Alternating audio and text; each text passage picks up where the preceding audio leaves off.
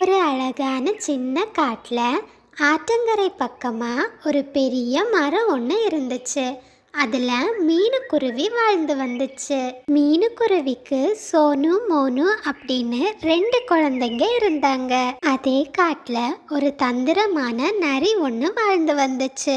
அந்த நரிக்கு பறவைகளோட குழந்தைங்கள சாப்பிடுறதுன்னா ரொம்ப இஷ்டம். நரிக்கு காலுங்கிற ஒரு காக்கை நண்பனும் இருந்தான். காட்டுல இருந்த எல்லா பறவைகளும் காக்கைக்கும் நரிக்கும் பயந்து அவங்களோட குழந்தைங்கள வெளியவே கூட்டிட்டு வர மாட்டாங்க. ஒரு சமயம் காலுக்காக மீனுக்குருவி வீட்டு பக்கமா போச்சு. அந்த சமயத்துல அது மீனுக்குருவி தன் குழந்தைங்களோட பேசிக்கிட்டு இருக்கிறத பார்த்துச்சு. சோனு மோனு, நான் உணவு தேடிக்கிட்டு இப்போ வந்துடுவேன். நீங்கள் வீட்டுக்குள்ள பத்திரமா இருந்துக்கோங்க. என்ன தவிர யாரு வந்து கூப்பிட்டாலும் நீங்க வீட்டின் கதவை திறக்க கூடாது, சரியா? சரிம்மா, நீங்க வாரது வரைக்கும் நாங்க வெளியவே வர மாட்டோம். அது மட்டுமில்லை சோனு, நம் காட்டில் பயங்கரமான ஒரு நரி இருக்கிறது. அது குழந்தைகளை கண்டால் அப்படியே சாப்பிட்டு விடும். அதனால் அதனிடம் நீங்கள் மிகவும் ஜாக்கிரதையாக இருக்க வேண்டும். அப்படி பசங்க கிட்ட சொல்லிக்கிட்டு மீனுக்குருவி அங்கிருந்து போச்சு. பசங்களும் வீட்டின் ஜன்னல் வழியா மீனுக்குருவிய பார்த்துக்கிட்டு இருந்துச்சு. ஆகா, மீனுக்குருவியோட வீட்டில் ரெண்டு குழந்தைங்க இருக்கு.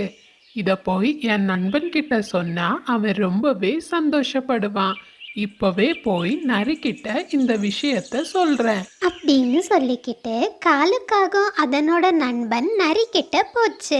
நண்பா, நான் உனக்கு மிகவும் இனிப்பான ஒரு செய்தியை கொண்டு வந்திருக்கிறேன்.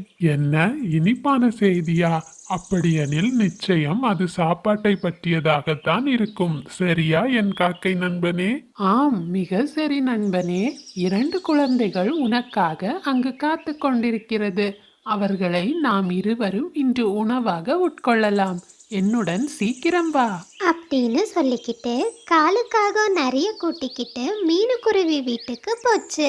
அதே சமயத்துல மீனுக்குருவி கொஞ்சம் உணவு எடுத்துக்கிட்டு அதனோட வீட்டுக்கு வந்துச்சு. தான் கொண்டு வந்த உணவை தன்னுடைய ரெண்டு குழந்தைங்களுக்கும் சாப்பிட அது கொடுத்துச்சு. சோனு மோனு, நான் போய் ராத்திரிக்கு தேவையான உணவுகளை எடுத்துக்கிட்டு வரேன். நீங்க பத்திரமா வீட்டுக்குள்ளேயே இருங்க. வெளியாட்கள் யாராவது வந்தா இந்த ஜன்னல் வழியா போய் மரக்கிளை பக்கத்துல ஒளிஞ்சுக்கோங்க. இந்த மாதிரி பசங்க கிட்ட பாதுகாப்பா இருக்க சொல்லிக்கிட்டு மீனுக்குருவி மறுபடியும் உணவெடுக்கிறதுக்காக அதனோட வீட்ல இருந்து வெளியே கிளம்பி போச்சு. ஒரு ஆத்தங்கரை பக்கமா கொஞ்சம் தானியங்களை பார்த்ததும் மீனுக்குருவி அதனோட பக்கத்துல நின்னுச்சு. அந்த சமயத்துல காலுக்காகமோ நரியும் அதனோட பக்கத்துல வந்துச்சு. மீனு பறவையே, உன் குழந்தைகள் இருவரும் எப்படி இருக்கிறார்கள்? நான் அவர்களை பார்க்க வேண்டும். நரி இப்படி கேட்டது மீனு பறவைக்கு ரொம்பவே பயத்தை கொடுத்துச்சு. அது நினைச்சது, இந்த மோசமான குள்ளநரிக்கு என் குழந்தைகளை பற்றி எப்படி தெரிந்தது? நான் இப்போது எப்படியாவது என் குழந்தைகளை காப்பாற்றியாக வேண்டும் அப்படின்னு நினைச்சுக்கிட்டு மீனுக்குருவி நரிக்கிட்ட சொல்லிச்சு. நரியண்ணே, உங்களிடம் யாரோ தவறாக கூறியிருக்கிறார்கள். எனக்கு குழந்தைகளே கிடையாது. பொய் சொல்லாதே மீனு பறவையே. உனக்கு ரெண்டு குழந்தைகள் இருப்பதை நான் என் கண்ணால் பார்த்தேன். அட, இதற்காக நாம் எதற்கு சண்டை போட வேண்டும்? உன் வீட்டிற்கு சென்று பார்த்தால் உண்மை தெரிந்துவிடும். வா, நாம் போகலாம். காலுவுக்கு உன் வீட்டிற்கான வழி சரியாக தெரியும். தயவு செய்து நான் சொல்வதை கேள். எனக்கு நிஜமாக குழந்தைகள் என்று யாரும் இல்லை. மீனுக்குருவி எவ்வளோ சொல்லியும் கேட்காம நரி மீனுக்குருவிய அதனோட வீட்டுக்கு கூட்டிட்டு போச்சு. நரியும் காகமும் வீட்டோட முன்னாடி நிக்கிறத பார்த்த ரெண்டு குழந்தைங்களும் அந்த வீட்டோட ஜன்னல் வழியா மெதுவா போய் மரக்கிளையில ஒளிஞ்சுக்கிட்டாங்க. நண்பா, நான் இப்போதே சென்று அந்த ரெண்டு குழந்தைகளையும் கூட்டிக்கிட்டு வரேன். அப்போதான் உனக்கு மீனுக்குருவி பொய் சொல்லுதுன்னு தெரியும் அப்படின்னு சொல்லிக்கிட்டு காலுக்காக மீனுக்குருவியோட வீட்டுக்குள்ள போய் பார்த்துச்சு. ஆனா அங்க குழந்தைகள் யாருமே இல்ல. என்ன இது? ரெண்டு குழந்தைகளையும் நான் பார்த்தனே. எங்க போய் ஒளிஞ்சுக்கிட்டாங்க ரெண்டு பேரும்? காலுக்காக ரொம்பவே ஏமாற்றத்தோட நரிக்கிட்ட வந்து சொல்லுச்சு. என்னை மன்னித்து விடு நண்பா. இங்கு குழந்தைகள் யாரும் இல்லை. வா, நாம் திரும்பி போய்விடலாம். நான் தான் சொன்னேன் அல்லவா நரியே, எனக்கு குழந்தைகள் யாருமே இல்லை. காலுதான் உன்னை குழப்பி இருக்கிறான். சரி பறவையே, காலு சொன்னதை நம்பி நானும் உன் வீட்டிற்கு வந்து விட்டேன். நாங்கள் இருவரும் இப்போது கிளம்புகிறோம். அப்படி சொல்லிக்கிட்டு தந்திரம் வாய்ந்த நரி அங்கிருந்து கிளம்புவது போல நடிச்சுது. மரத்தடியில நின்னுக்கிட்டு மீனுக்குருவி பேசுறத நரியும் காகமும் திருட்டுத்தனமா கேட்டுக்கிட்டு இருந்தாங்க. என் குழந்தைகள் இருவரும் எங்கு சென்றார்கள்? நரியையும் காக்கையும் பார்த்தவுடன் பயந்து ஓடிவிட்டார்களா? காகமும் நரியும் கிளம்புறத பார்த்த 2 குருவி குழந்தைகளும் மீனுக்குருவி கிட்ட பறந்து வந்தாங்க. என் அன்பு குழந்தைகளே, கடவுள் உங்கள் இருவரையும் காப்பாற்றி விட்டார். நீங்கள் இருவரும் மிகவும் நல்ல வேலை செய்தீர்கள். நரியையும் காகத்தையும் பார்த்தவுடன் எங்களுக்கு புரிந்தது அம்மா. அதனால்தான் நாங்கள் உடனே ஜன்னல் வழியாக வெளியே தப்பித்து ஓடினோம். மீனுக்குருவியும் அதனோட குழந்தைகளும் பேசுறத நரியும் காகமும் மரத்துக்கு பின்னாடி இருந்து கேட்டுக்கிட்டு இருந்தாங்க. நீ ஒரு சிறிய பறவை, உனக்கே இவ்வளவு தைரியம் வந்து விட்டதா? இப்போதே உன் பிள்ளைகள் இருவரையும் நான் சாப்பிட போகிறேன். அவர்களை கீழே அனுப்பி வைக்கிறாயா, இல்லை நான் மேலே வரவா? நரி இப்படி பேசினதும் மீனுக்குருவிக்கு என்ன பண்றதுன்னே தெரியல. அது ரொம்பவும் பணிவா நரிக்கிட்ட சொல்லுச்சு. என்னை மன்னித்து விடு நரியாரே. என் குழந்தைகள் மேலுள்ள பாசத்தில் தான் உன்னிடம் போய் கூறிவிட்டேன். இன்று ஒரு நாள் மட்டும் என் குழந்தைகளை என்னிடம் இருக்க நீ அனுமதிக்க வேண்டும். நண்பா, இந்த குருவியிடம் ஏன் பேசிக் கொண்டிருக்கிறாய்? விரைவில் மேலே சென்று அந்த குழந்தைகள் இருவரையும் சாப்பிட்டு விட்டு எனக்கும் கொஞ்சம் கொடு. இல்லை, வேண்டாம் நரியாரே, தயவு செய்து கேளுங்கள்.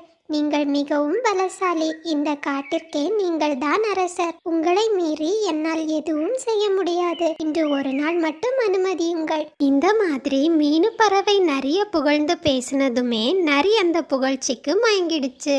சரி சரி, போனால் போகிறது. இன்று ஒரு நாள் மட்டும் தானே. நாளைக்கு காலையில் வருவேன். காலை உணவு உன் 2 பிள்ளைகள் தான் எனக்கு. என்னை ஏமாற்றலாம் என நினைத்தாய்? உன்னையும் நான் கொண்டு சாப்பிடுவேன். அப்படி சொல்லிக்கிட்டு காகமும் நரியும் அவங்களோட இடத்துக்கு கிளம்புனாங்க. அதே சமயத்துல மீனு பறவை தன்னையும் தன் குழந்தைகளையும் எப்படி காப்பாத்துறதுன்னு யோசிச்சுக்கிட்டு இருந்துச்சு. கண்டிப்பாக இப்போது நான் ஏதாவது செய்தாக வேண்டும். இந்த நரி காட்டில் உள்ள நிறைய பறவைகளை கொல்கிறது. என்னையும் என் குழந்தைகளையும் அதே நேரத்தில் நான் காப்பாற்றியாக வேண்டும். நான் இப்போது கவலைப்படுவதால் எதுவும் மாறப்போவதில்லை. நான் ஏதாவது செய்தாக வேண்டும் அப்படின்னு நினைச்சுக்கிட்டே மீனு பறவைக்கு திடீர்னு ஒரு நல்ல யோசனை வந்துச்சு. அது தன் 2 குழந்தைகளையும் கூட்டிக்கிட்டு வீட்டோட வெளியே வந்துச்சு. பசங்களா, நீங்கள் இருவரும் போய் கொஞ்சம் பூக்களை எடுத்து வாருங்கள். மீனு பறவை இப்படி சொன்னதுமே குழந்தைகள் 2 பேரும் பூக்களை எடுக்கிறதுக்காக பறந்து போனாங்க. மீனு பறவையோ ரொம்பவே வேகமா நிலத்துல ஒரு குழிய தோண்டுச்சு. அம்மா, எதற்காக இங்கே இவ்வளவு பெரிய குழியை தோண்டி இருக்கிறீர்கள்? எங்களை எதற்காக அம்மா பூக்களை எடுத்து வர சொன்னீர்கள்? மோனு, உன்னுடைய கேள்விக்கான பதில் நாளை உனக்கு கிடைத்துவிடும் அப்படின்னு சொல்லிக்கிட்டு மீனு பறவை கொஞ்சம் முள்ளாலான செடிகளை அந்த குழிக்குள்ள போட்டுச்சு. நரிக்கு சந்தேகம் வராம இருக்கிறதுக்காக அதன் மேல கொஞ்சம் பூக்களையும் இலைகளையும் மீனுக்குருவி போட்டுச்சு. சோனு, மோனு, நீங்கள் இருவரும் நான் சொல்வதை கவனமாக கேளுங்கள். நரி உங்களை சாப்பிட வரும்போது பயப்படாமல் இந்த குழிக்கு மேல் வந்து நில்லுங்கள். நிச்சயமாக நான் உங்கள் இருவரையும் காப்பாற்றி விடுவேன். சரி அம்மா, நாங்கள் இருவரும் அப்படியே செய்கிறோம். நீங்கள் இருக்கும்போது எங்களுக்கு எந்த பயமும் இல்லை. அப்படியே ராத்திரி நேரம் ஆச்சு. மறுநாள் காலையில நரி 2 குழந்தைகளையும் சாப்பிடுறதுக்கு மீனு பறவையோட வீட்டுக்கு வந்துச்சு. வாங்கள் நரியாரே, உங்களுக்காக தான் நான் காத்து கொண்டிருக்கிறேன். ஆம், வரவேற்பெல்லாம் இருக்கட்டும். எனக்கு பசிக்கிறது. சீக்கிரம் உன் குழந்தைகளை அனுப்பு. 2 பறவைகளும் உடனே மெதுவா கீழே இறங்கி மீனுக்குருவி சொன்ன இடத்துல நின்னாங்க. நரியாரே, உங்களுக்கு விருந்தாவதில் எங்கள் இருவருக்கும் மகிழ்ச்சி. சீக்கிரம் எங்களை வந்து சாப்பிடுங்கள். என்ன சொல்கிறாய் பறவையே? சாக போவதில் உனக்கு அவ்வளவு மகிழ்ச்சியா? எனக்கும் பசிக்கிறது. விரைவில் உன்னை சாப்பிட்டு விடுகிறேன். நரியும் மெதுவா சின்ன பறவைகள் பக்கத்துல போச்சு. மீனு பறவை வச்ச பொரியல நரி வசமா சிக்கிடுச்சு. அந்த குழியில இருந்த முட்கள் நரியோட மேல குத்தி அது அந்த இடத்துலயே இறந்து போயிடு. இத பார்த்த காகம் உயிர் பிழைச்சா போதும்னு நினைச்சு அங்கிருந்து பறந்து போயிடுச்சு. அன்னில இருந்து மீனு பறவையும் காட்டுல இருந்த மற்ற பறவைகளும் நரியோட தொல்லை இல்லாம நிம்மதியா வாழ்ந்தாங்க. பசங்களா, இந்த கதையில வர மீனுக்குருவி மாதிரி வாழ்க்கையில நமக்கு எவ்வளோ கஷ்டம் வந்தாலும் அந்த கஷ்டத்தை நினைச்சு கவலைப்பட்டுக்கிட்டு இருக்காம அதுல இருந்து எப்படி வெளியே வர்றதுன்னு நிதானமா யோசிச்சு செயல்படணும். கடினமான சூழ்நிலைகளை நினைச்சு கவலைப்பட்டுக்கிட்டு இருந்தா எதுவும் மாற போறதில்ல.